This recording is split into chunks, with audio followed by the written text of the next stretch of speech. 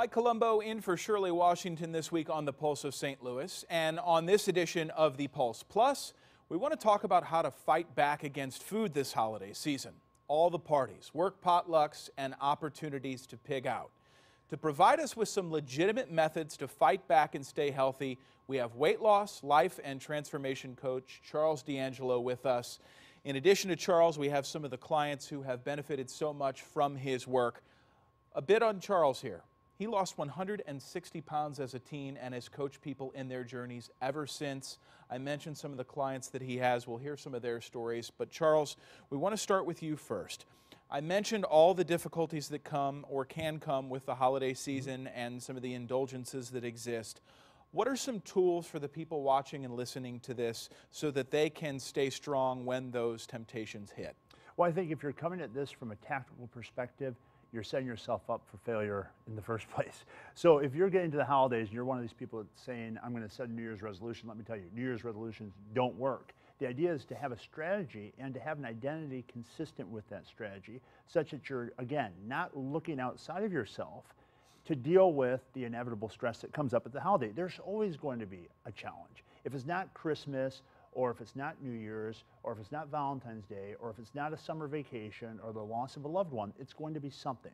So what I look at transformation as is not so much a fight against food, but rather a strengthening of yourself such that there's no longer a reliance outside of yourself. So if you want to just ask for some straightforward tips, one would be eliminate all caloric drinks.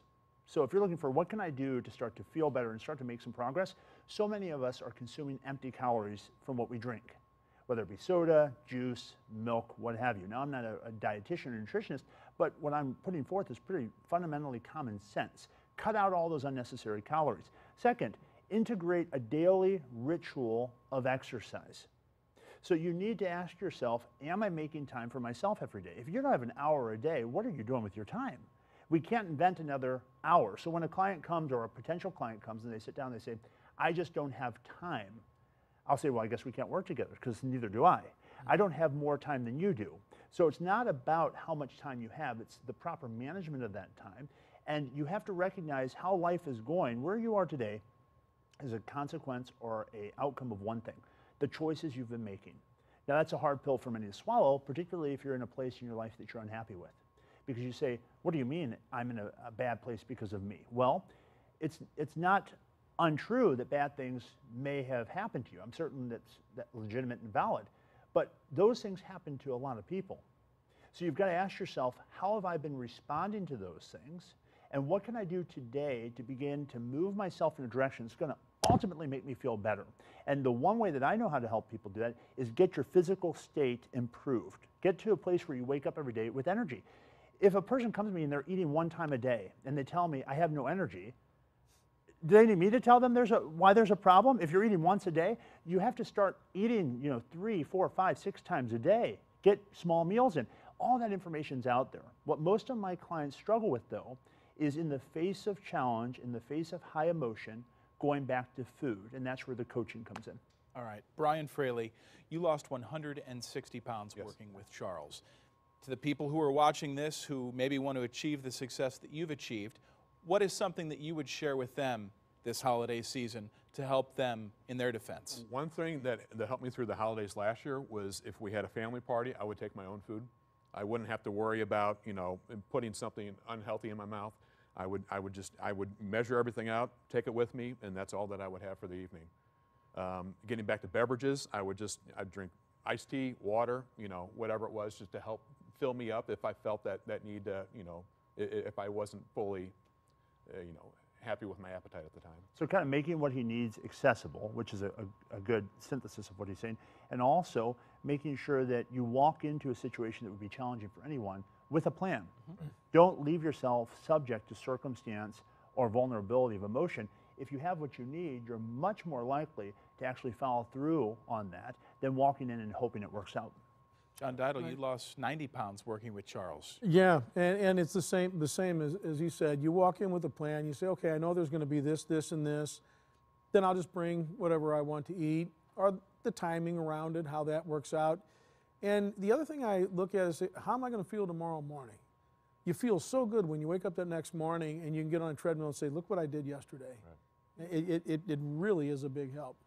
Margaux Ryder, you're attacking this from perhaps a different standpoint than some of our male guests here.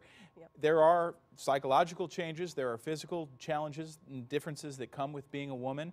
For some of our female viewers and listeners out there, what are some things that you would maybe suggest to them that might be a little bit different than some of the advice given by the men on the table? I really don't have anything else to say about it. It is all about having a plan and following through with it.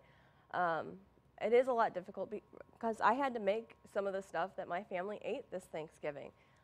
It was just, I had to keep in mind, it's not worth it to go against the agreement you made with yourself. Yeah, exactly. And I think that's what it kind of comes to, Mike, is keeping an agreement with yourself. When you tell yourself you're going to do something, you actually follow through with it. I would say, to add on what Margaux's saying, is you also have to have a strong why. When John said he thinks about where he's going to be tomorrow in the face of what he might be doing now, so many of us are kind of unconscious about our choices. So I would say, if you at home can bring consciousness to where you are right now and ask yourself, is what I'm doing actually moving me closer to things I want? And not just in terms of the physical outcomes that my clients have, but is your relationship with your spouse or your significant other getting better? Is your financial discipline what it should be? This is a time of year everyone kind of does an overlook at their life and gets an idea of whether or not they're on track. And then they get sucked back into the pull that life posits on them, and they forget what they intended to do at the start of the year. So you've got to be very mindful. Every moment gives you an opportunity to be present with yourself. And the more you can develop that discipline, the less likely you're going to be making choices that are withdrawals from your future, and that requires honesty. Telling yourself where you are. Don't see yourself worse than you are, but see yourself where you are. So if you have 30 pounds to lose, 50 pounds to lose, if your marriage is on the rocks, if job isn't going well, be honest with yourself at least to admit that to yourself. You've got to admit the truth to yourself. Then you've got to ask yourself, why is it this way? Why is it really that I'm finding myself in this position? And it's not only you. It's not that, for example, in a marriage it takes two people, right? But you are a part of that drama. And so you've got to at least take responsibility for your part and do all you can to get to work on improving that part. And it's been my experience, life mystically and magically changes when you do the best you can with what you have. And there's some kind of assisting force that comes to assist those of us who are making the best with what we've got. And once you start to get results, as John said, the rest just kind of precipitously comes about. Well, as somebody who would coin themselves the nickname, I'll start on Monday, Mike, I've certainly learned a lot from the discussion here today. Hopefully you have as well. Of course, the Pulse of St. Louis can be seen Saturdays on KPLR 11 as well as various times on Fox 2. For more information anytime, as always, head on over to fox2now.com and kplr11.com. Thank you all for your time, for sharing your stories and your suggestions, and thanks for watching. We'll see you next week.